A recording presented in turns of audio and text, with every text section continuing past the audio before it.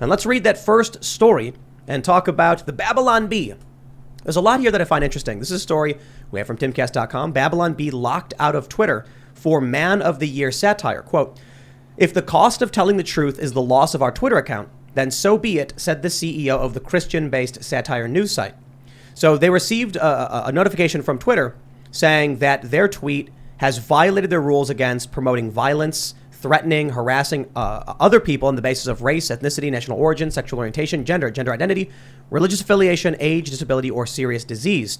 They said you can start your countdown and continue to Twitter, that's what it says, once you delete the content that violates our rules, one tweet.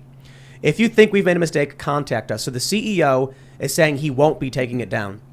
This was the post in question, or this is one of them. It says the Babylon Bee's Man of the Year is Rachel Levine. Of course, Rachel Levine is a trans woman, hence the joke they were making. Twitter says this violated the rules. So there's something interesting here in that, one, I think we can discuss the CEO's unwillingness to take down the post. He's saying we're not going to do it. But also it's curious that Twitter, under Section 230, which grants this immunity to these tech platforms, it says that you can remove content that you find to be objectionable or, lewd or lascivious or whatever. In this instance, and actually, truth be told, this is typically how Twitter does it. They make you remove it. So right now, this is where it's interesting. Seth Dillon has said the tweet they say breaks the rules is still up, available to be retweeted and seen by everyone, and it's going viral as people keep retweeting it. Why would he take that tweet down if he believes in it? And why wouldn't Twitter take it down if they think it's wrong? That's what I find fascinating about this story. Other than there's the whole culture war aspect of one perspective is allowed and one perspective isn't. But I'm curious if you guys have any thoughts. It feels like a parent making a kid clean up their own mess as punishment. That's kind of interesting because it's not just saying we don't like what you said. It's also almost like a form of humiliation because they're like, you also have to take it down. It's not enough that you be punished for this. You have to do it yourself. Like one of those what are they? Those classes where they get you to say something you don't believe until you start to believe it. Like a struggle session. Yeah, like a struggle session. Yeah. Apparently, they're doing that in prisons. I don't like this because the terms say if it promotes violence against, threatens, or harasses. Now, this tweet does not promote violence against anyone or threaten anyone. But you could say that it's a harassment thing. I think this is an abuse of the word harassment for the terms. Like, it's a one-off tweet. It's a public figure. I don't see any kind of consistent harassment for a claim, and the guy can always block it anyway. So I just feel like it's so heavy-handed. I think it depends on your definition of harassment. I mean, if you're a trans person, is being misgendered the same way as if I call you a bad word name, for female genitalia or something. Right. Like there's if I'm using it and I'm saying something that you feel is insulting, is that harassment? But then again, if that's the rule. The reason I deleted Twitter is because that's literally all it is. Yeah, this is the first time in a long time I thought I might actually just delete my account. No, I deleted mine 3 years ago because pretty much it's just all that nonstop all day long. We were talking about this on the show last week that Twitter only exists to emotionally destroy people. Yeah. I mean, when you had only 140 characters to express something, it rewards negative impulsivity in the worst possible way. And when I started doing it, that's when I deleted it. I started my Twitter account 2008, and I would make YouTube videos 06, 07, and I was like, text is the devil. Do not rely on text for communication. Verbal communication is how we get along. This text is, and people are like, Ian, you're such an idiot. Text is fine, man. Twitter's cool. And then all these people start tweeting, and now you see the age of miscommunication. And there's a reason for it, is because people are etching markings on a wall and expecting someone else to know what they meant. Yo, Twitter is the worst. It's pretty bad. It brings out the worst in people. Yeah. And for this, I would say, okay, you should be allowed to make a joke, whatever. But at the same time, I look at it and I go, well, what am I gaining from making that joke? I believe in the right to be able to say something like that, but I wouldn't use it if it's just going to piss a bunch of people off, and I don't gain anything from calling this person a man versus a woman or whatever. Well, I'll say I think the Babylon Bee is a Christian site. They have a perspective, right? Yeah, and it's also meant for humor, and it's a satire site. Right. So they're going to say things that are shitposts that are going to aggravate people. Mm-hmm. Right. I mean, comedy is offensive, or at least it used to be. Supposed to. I don't know what left-wing comedy is right now. There's this YouTuber guy, and someone posted this in response to Seth Dillon. He's the CEO, and it was like, why conservative comedy isn't funny, and it's just like a weird thing to claim to like. Look, I understand the left is going to pile on this dude who wrote why conservative comedy isn't funny. Like they're gonna go and comment and be like, we know it's so true. Conservative comedy isn't funny. And I'm just like, yo, it's subjective. I've never watched liberal versus conservative commentary. Like when you look at, let's say, Bill Burr, I think, would be more left than a lot of the people here. What you have when you listen to his 2012 special on gold digging whores and beating women. I mean, would that come out in 2022? No. Nope. I'm surprised he hasn't gotten his head chopped off for doing that. Every now and then I'll watch that and just like laugh hysterically. Often with the woman next to me. I don't understand the idea of like what conservative comedy is. You know, that's the weirdest thing. That the response from the left is like, "You're not funny, so it's not a joke." I think you're talking about Greg Gutfeld versus what's the other guy, like Seth Meyers or something like that. But that stuff's not funny to me. I don't enjoy either of it. I mean, but I don't. Ideologically possessed comedy sucks in my opinion. Yes. Not necessarily. It depends. If it speaks to your ideology, you're going to enjoy it. That's why I say it's subjective. When there was a Vice special I saw where it was a transgender comedian, and they were explaining how to do comedy properly. You make fun of yourself, that you're not hurting anybody, and there's no oppression. And it was a bunch of people in the audience, and the person on stage was like a tall, skinny trans woman who was constantly talking about how awful they were to themselves. And the audience was laughing, like, no one's getting hurt because they're making the joke about themselves.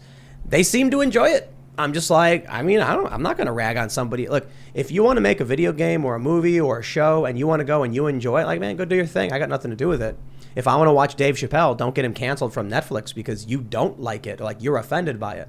So, Gutfeld, I think Gutfeld on Fox is more like a observational humor, but not, I wouldn't put comedy first. It's like it's a political commentary show with snark, which makes you laugh some. Depending on his audience, it's one of the biggest shows.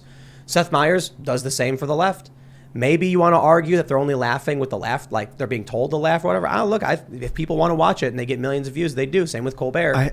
I had an issue a couple nights ago. I was watching like the epic fails compilations on YouTube. You ever watch those where it's just like epic fails and you see people falling down and slipping on ice and like tumbling into the ocean and stuff. And I was laughing, but it wasn't comedy.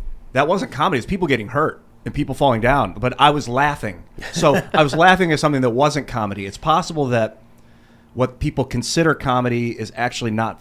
It might something that's funny isn't necessarily comedy. I remember when I was little, I was watching, I think it was America's Funniest Home Videos. Oh, yeah. And I think it was Bob Saget. And maybe I'm misremembering this because it's been like 30 years or something. But it was a guy skiing, and he trips and starts tumbling down the mountain. And Bob Saget was going like, like whoopsie, falling. And I'm like, thinking to myself, is that man very hurt? He's gonna like, die, I'm confused, like what's happening? And it was something like that. Maybe I'm remembering it too harshly because I was like a little kid. So I think that when people make fun of themselves in comedy, it's kind of like that. You're laughing because you see someone hurting themselves in front of you, but it's not funny. It's funny, but it's not comedy, at least in my opinion. I don't like that self-depreciating stuff. It's all right. Rodney Dangerfield did it okay. Bill Burr was all right with it. But Dangerfield would rip on his wife too, so he no one was sacred. I've been thinking about the pronouncement, the culture war is just getting so insane that when we say there's no middle ground, there's literally we're well beyond any kind of reasonable logic. So I'm gonna bring it up because I really want to. But I had this tweet this weekend about going to a diner. Yeah, it was like Friday or something. Yeah, where I was like, I went to a diner with my girlfriend and we were they told us they said it was a 20-minute wait, and then they seated other people before us, so I complained and left. And the point of my tweet was, one, I'm kind of irritable, so that's not a positive statement about myself, but that, it serves me well in my work in business that I don't tolerate any kind of, impedance. So if they're like, oops, we seated someone else before you, I'll just be like, I'll go somewhere else. I got no issue. I'm not going to bother. I'm going to leave. The weirdest thing is how this became a culture war issue. It became political. On Twitter, on Reddit, the right can't meme. It's like a subreddit where they just make fun of right-wing people. They screen grabbed it, and they were like, it was just making fun of me for no reason on an inane tweet having nothing to do with politics. And that's what I wanted to bring that up because you mentioned, well, for one, I wanted to bring it up, but also you mentioned how it's just negative impulses on Twitter. And I'm like, I didn't talk smack about anybody. I typically, I was about to tweet about AOC last week, and it was nasty. And so I toned it way down. I want to make my point, but I shouldn't insult her or anything. I can criticize her without just being stupid and childish. But man, I think you nailed it. when you said it drives negative impulses. I also think, as we mentioned before, it exists just to emotionally destroy people. The one area where I would disagree with you is where you said that there's no middle ground in the culture war. It's either here or here. The middle ground is not on there, and the tablet, it's out there. Like every time I go outside and I talk to somebody in a line at a grocery store, there was a date I was on 2 weeks ago with somebody who I thought would absolutely horribly hate me over their position. They said, she actually asked me, she's a black, she's more left than I am. She said, what do you think of BLM? And I said, okay, this is going to be fun. I'm a white store owner from New York City. that was there with activating a 400-watt air horn on my phone every time I heard somebody banging on the door. June 2020. And it was actually a very, very reasonable conversation. Wow. I heard where she was coming from. She heard where I was coming from. That doesn't happen on Twitter. That doesn't happen on Reddit. Oh, for sure. But this happens at the line at the grocery store. This happens at the gym. This happens at, a martial arts class. It happens almost everywhere. It just doesn't happen on the internet. Because there's something about how people act when they're behind a screen that changes their entire perspective. And I think the fact that all the political conversations that we're having now versus 20 or 30 or 40 or 50 years ago are not in person, where there's always that thought of, I could get punched in the face. Exactly. Wasn't it Mike Tyson who said that? Yeah. That modifies people. And for the last 2 months, I've spent way more time avoiding my YouTube comment section, avoiding social media, and actually engaging with people in reality, or sitting next to them at a steakhouse or a bar and talking. And it's a radically different world. There is a middle ground. Most people are in that middle ground. It's just they're out there. They're not on the internet. Wow. Well, so the problem is, before you even get a chance to have that middle ground, that conversation, the internet is sort of gaining more and more ground. The other thing more is and more control. You don't know, if you see somebody's Facebook post where they say all this other stuff, it may kind of aggravate you already because you're like, wait, I don't agree with you here, that this, that, and the other. And you're immediately going to be arguing instead of just asking questions. So what do you think of this? And then I give my perspective, you give yours, you have a kind of a back and forth. You're already aggravated when you read somebody who's used their limited 140 characters to come up with the most douchey way to say that they don't like something. Yeah. Or way to aggravate. There was this one article I read recently. It was about lawn signs, and it was something on the lawn sign. In this household, we believe that women's rights are everybody's rights. Right. No person is illegal. This, that, and the other. And it's there's not really that sign is an F you Republican sign. It's not an actual I believe in all this, and it also doesn't necessarily invite discussion. The same way that the whole you owe me gas money sign with Biden with I did that in a Xi Jinping uniform and all that. That's that memeing culture and all that doesn't open you to a discussion the same way that just you're sitting next to somebody in a steakhouse. But that's not the intent. The intent is to create a perception of majority. So the Biden stickers, the goal of that is so that regular people will see Biden being made fun of and not want to be in the out group. So if there's someone who doesn't follow politics and they go to a gas station and they keep seeing the Biden stickers, well, then they're more likely to be like, oh, yeah, I think Biden's dumb. Because the perception is if most people follow this, you don't want to be in the out group because the out group is dangerous. You lose access to resources, and humans have that natural survival instinct. The same thing is true for putting flags on their porch or putting that sign. They want everyone to see the signs. And so that's one of the reasons I say there's no middle ground. There is, like you said, outside for the average person. But what we're seeing more and more, the reason I brought this up is that the conversations around politics have become completely inane. We're seeing more and more people being made fun of for things that aren't even political, or conversations emerging around things that aren't even political or don't need to be. I think everybody is on edge to the point where they're just waiting for the smallest thing to tick them off to lose it. Yeah, I think that's true. Everybody is very, very on edge and walking, just vibrating with rage. Well, I think one of the issues is that you have people who it's an addiction. It's a drug addiction. It's you want those hits, you want those clicks, and you're trying to find a way to get that satisfaction. So you want that tweet that's going to get 1,000 retweets or whatever. So you have a lot of people on social media who are constantly one-upping each other, taking it one step further, left and right, because they want people to react, they want people to share, they want people to respond. And there's no point where someone just people need to start toning things down. I certainly think that there are. Look, my perspective and my bias is fairly obvious in this one. There's a reason why I think in polling, moderate voters and Republicans tend to agree on a lot of issues, and Democrats are completely in the out group relative to those two groups. Or I should say, the Democrats are isolated in their beliefs. Independents and Republicans overlap massively on tons of issues. And I think it's because there's something just generally tribalist and cultish of the modern mainstream left and the things they're pursuing. You can get story after story that turns out to be false and they just end up believing it. You get illogical statements like only white people can be racist and Candace Owens is a white supremacist. Things like that don't seem to make sense. I think economically a lot of people wind up leaning a little more left, but culturally they wind up leaning right because they think that type of stuff is crazy. When they hear that, you cannot be racist if you're here, but you can be racist if you were born this way. Like someone will hear that and go, "What?" Where I think that same person would probably prefer Medicare for all to the healthcare system we have now, where you fall off a bike and then you have a $5,000 bill for spending 45 minutes in a hospital that you weren't even awake for. Like right. Or even choose to go to sometimes. But there's way more overlap than people think. Like when you read the internet, you really think that, okay, because I've heard you say this one thing, I now know what you think about these other 42 things. But then when you actually go out in the real world, you realize that it's not like that. It's not just a clipboard where there's like a checkbox of 42 different things in a list. So as much as I would agree with you in a lot of this, one of the challenges I see is that the middle ground people aren't active. And so when we try and engage in things... They have jobs. They have lives. They have things to do. They're out there doing everything. This is what I explain to legislators. Right, for sure. When we try to do things, however, that we think are like good politically, I'll give you an example. A few years ago, we put on an event called Ending Violence, Racism, and Authoritarianism. And the keynote speaker was a very, very famous black jazz musician who de-radicalized members of the Klan. Far left groups threatened to burn the theater down and then showed up and protested it. The theater canceled our contract within 2 weeks. So there was not even an opportunity to have that middle ground conversation in a public setting. We ended up having to move to a venue with half the seats. We were, I think 100 and some odd people weren't able to attend because of capacity issues. So while there are middle ground people who are working and doing normal things, if we want to change things for the positive, but we're being shouted out and screamed at by the squeaky wheel demanding the grease, then it is eliminating any middle ground opportunities for conversations, hyperpolarizing the conversation, even in the real world. I can see if you're not allowed to have an event, how that would be aggravating.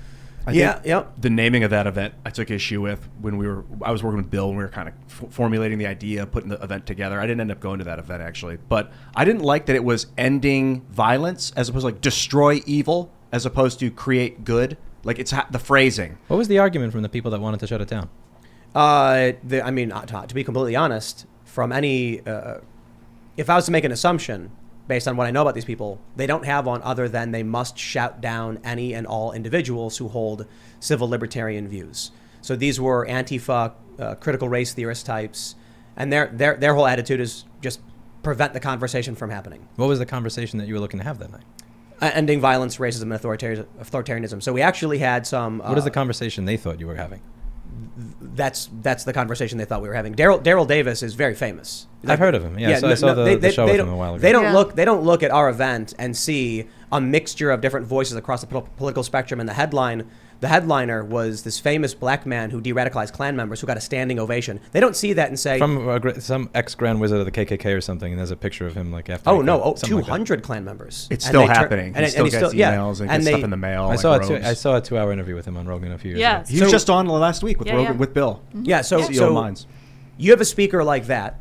We had a mixture of some social justice activists, like left-wing individuals, as well as right-wing and libertarian individuals, and not a single white nationalist or alt-right or any of that. It was like a relatively like centrist libertarian, slightly center-right to actual far leftists speaking there, with our headliner getting a standing ovation from the audience. There's no way they look at that and they say, these are white supremacists. Now that's what they told the press, and the press uncritically publishes it. Then they go to the venue and say, you have a bunch of white supremacists. We want you to cancel it. Apparently they threatened to burn the theater down. So the guy, he calls me and he's like, shut it down. No business is going to want to be associated with that. That's the problem. And there's going to be very few that are going to want to deal with the aftermath after they've gotten your money for one evening. So it sounds like, to go back to what you were saying about the middle ground existing, it exists in small, private, underground conversations that people can't find out about. I think it exists largely. It's just the people that were doing that are the type of people who were going to threaten to burn a theater down. They're not the majority of middle ground people. They're a very small minority that just so happens to be the loudest and the most active. The people that actually are in the middle ground, they have lives. Like, when I have conversations with legislators, I'll often tell them, when they'll go, there are 14 lobbyists against right to repair, and one person here, and I'll go, yeah, they're on a farm. They're the reason that you have something to eat. They don't have time to drive 2 hours and then sit here waiting for 3 hours so they could speak for 3 minutes. That's not a good use of their time. No offense. I'm not trying to be mean to you, but this is not what they do. The middle ground people are out there making sure that we have electricity and food and water and computers and everything else. They don't have time for this shit. They don't have time to threaten to burn a theater down. You're right. The issue is... They are the majority. What happens initially, and I agree, but what happens initially is that corporations and politicians only hear one voice. They hear the people who are the loudest, and they hear the people who are the most obnoxious. And the people who are the most obnoxious are often the people that don't have jobs, don't have lives, don't care about their reputation, and that threaten to do things like that. And so what these legislators do is they assume if regular working class people won't speak up for this and won't have my back when I speak up for them, I won't. So we had a guy in here, Terry Schilling, just last week, who said he runs an organization that's basically the NRA for families. And he was explaining how, I believe it was the governor of North Carolina, is that what he said? I think so. There was a governor who said if you support a particular bill, all of these conservative groups were like, we will have your back. And he was like, okay. Right. And then when it came to the politics, they all abandoned him. And so he was like, the only thing I see then is the left coming out and using force and actually following through. So the issue I see is moderates don't really have advocates for the most part, because moderates are moderate for a reason. They're like interested in hearing what you have to say, or they're undecided. So you have a variety of right, a variety of left, and some centrist in between. And there's a conversation happening that for the most part the right is unwilling to stand up behind, and the left is absolutely willing to stand up and yell about. So you'll end up seeing Amazon, Walmart, Xbox, all these video game companies publishing statements in support of Black Lives Matter and left-wing politics. Then when it comes to the vote, you end up with a 2020 that looks very much like it just did, with a Joe Biden winning, and now you have all the politics that come after it. I think, for the most part now, what's happened in this country has become so irrefutable that regular people are like, I'm voting Republican. The general ballot, midterm general ballot polling is favoring Republicans by if 538 has it at 2.4 and Real Clear Politics has it at 3.7, which is absurd because it's always Democrat up. So now that it's inverted, they're expecting it's going to be like a crushing defeat for Democrats. Ultimately, I don't think that'll solve anything. But the issue then becomes, if regular people don't really pay attention because they're too busy with their lives, then all that really ends up happening is they'll say, okay, I'm not going to vote for the Democrat this time, I'll vote for the Republican. But the Republican is just Democrat light. It's going to be the exact same policies, the exact same play, the exact same corporatism. Or at the very least, they'll say, we're going to pause things for here. And then once Democrats get reelected, they kick things back into high gear and keep moving forward. Yeah. I was just thinking about creating the reality we want with our words, and how it's kind of disingenuous to say things are good if they're not, because it's like you're a realist, I'm kind of an idealist in this description anyway. We're both kind of moderate, but there is something to saying this is the way reality is, just describing the way you want it to be, even if it's not yet, so that people start to believe it and start to work towards it. But it's also disingenuous because this is like the no truth but power. You can't just say that something is and then expect it to be. But if you don't say that it is, it's never going to happen. So I don't know, man. It's like we need an ethical person to manipulate people to the ends that we need, that it's going to be better for the species. Nah, see, that's the ends justifying the means. Ethical manipulation sounds like a... Yeah, it does. Sounds crazy, but that's what we do to each other. Like having a conversation, we're manipulating each other with our words right now. This is like what all of these big NGOs and global billionaire types, elites.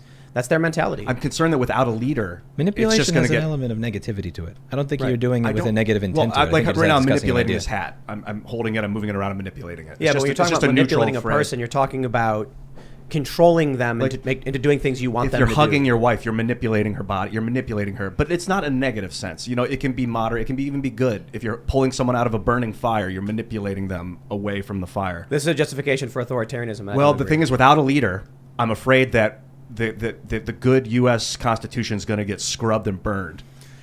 Yeah, man. You know what? The rock in the hard place. The reality is that people on the right, be it, and I mean this as the colloquial culture war right, which includes centrist libertarians and post-liberal types as well, that they don't stand up. They don't go out. They almost never protest.